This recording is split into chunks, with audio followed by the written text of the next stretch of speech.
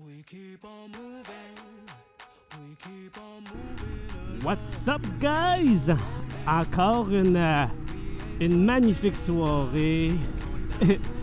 Faut que je prenne la moto dans ce temps-là. Là. Il fait beau soleil, beau ciel bleu encore, météo, température parfaite. On peut pas prendre la moto. Là, j'ai un petit problème à soir. Là, je m'en vais retrouver des amis encore au Tim. Prendre notre petit café de fin de soirée.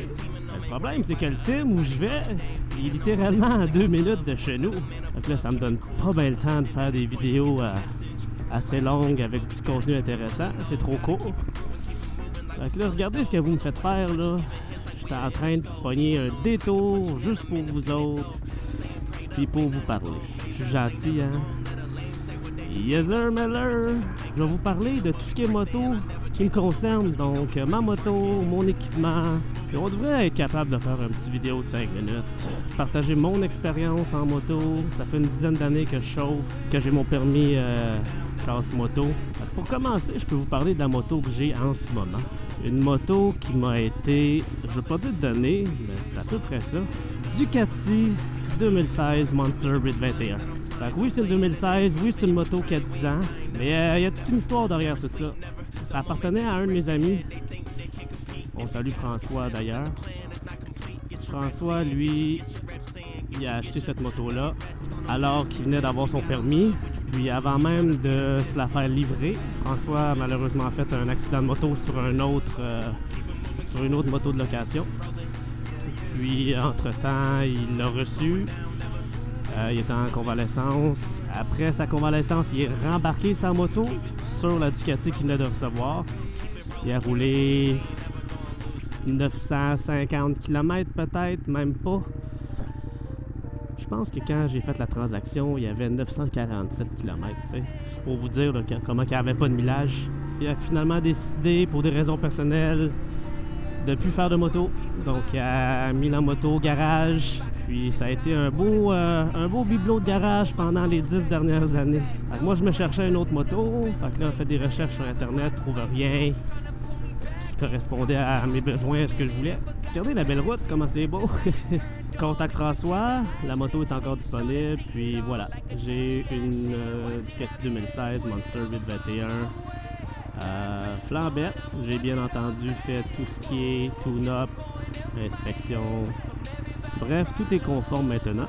Puis non, très content. Là, je suis rendu à combien? C'est juste pour vous dire, mon rodage n'est même pas fini. J'ai 2359 km de fait. Puis le rodage officiel d'une Monster se termine à 2500. Donc il me reste à peu près 150 km, un peu moins de 150 km à faire. Jusqu'à 1000 km, j'étais restreint à 5000 RPM. Donc c'est pour vous dire, hein, j'ai hâte d'ouvrir ça à côté. D'après moi, pour 150 km, je pourrais le faire. Donc oui, tout ça pour dire que mon rodage est bientôt fini. Pour en venir à la moto super le fun à conduire, super maniable, très puissante. Pour une 821, c'est pas une 1000. Mais encore là, est-ce que j'ai besoin d'une 1000? J'ai assez de pouvoir pour dépasser le monde sur l'autoroute. J'ai assez de pouvoir, de puissance pour ce que j'ai de besoin. Pour la vie de tous les jours, mon daily driver en été quand il fait beau, c'est parfait. 2 passagers, bien entendu. Là, en ce moment, je suis en single seat configuration. Donc, j'ai mis le cover sur le siège arrière. Personne ne va faire du backseat sur une moto un peu plus sport comme ça. Quand je vais amener du monde, ben je prends ma Harley, mon FLT RX. Ça va être le sujet d'une autre vidéo. Je peux vous parler de mes autres motos aussi. Donc c'est ce qui résume mon aventure d'acquisition de ma Ducati Monster Red 21. Sinon, à part ça, mon équipement est très basique, je vous dirais. Pour le casque, j'ai pas le meilleur des casques. J'ai recommencé à rouler en full face depuis quelques temps seulement. Avec mon Harley, j'avais une bolle. C'est pas le plus sécuritaire, mais le feeling est différent. J'aimais ça rouler avec une bolle, sentir le vent, etc. C'était léger aussi. Avec mon Harley, ça fitait aussi avec le style de la moto. Là, en ce moment, j'ai un HJC C10. Encore là, c'est vraiment un casque bas de gamme. Pas mauvais, mais bas de gamme comparé au Shoei, à certains Bell, au Nolan. Je vais upgrader bientôt parce que ce casque-là, je trouve qu'il pogne vraiment beaucoup dans le vent quand je fais mes angles morts, par exemple.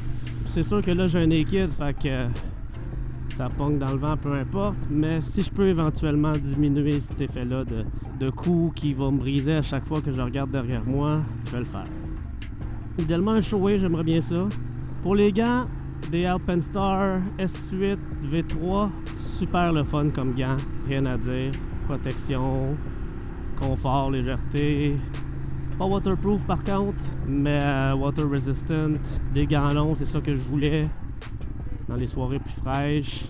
Les bottes, j'aimais pas tout le temps malheureusement, mais j'ai des Denise. Le modèle, je pourrais pas vous dire exactement. Un manteau Icon, encore une fois pas le meilleur des manteaux, mais il fait la job quand j'en ai besoin.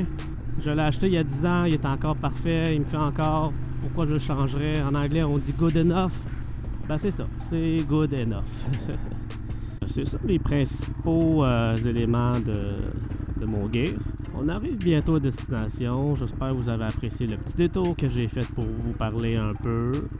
Je suis pas allé en détail, j'ai juste couvert sommairement ce que j'utilisais pour aider. Je pourrais parler aussi de mon équipement pour mon motovlog, mais ça va être le sujet d'une autre vidéo, ça.